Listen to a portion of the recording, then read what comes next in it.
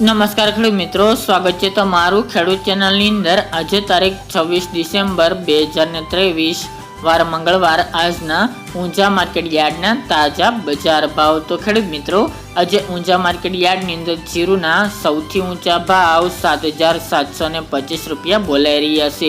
આજે પણ જીરુના ભાવમાં સતત ઘટાડો જોવા મળી રહ્યો છે, તેમજ વાયદા બજારમાં પણ ઘટાડા સાથે વેપાર જોવા મળી રહ્યો છે।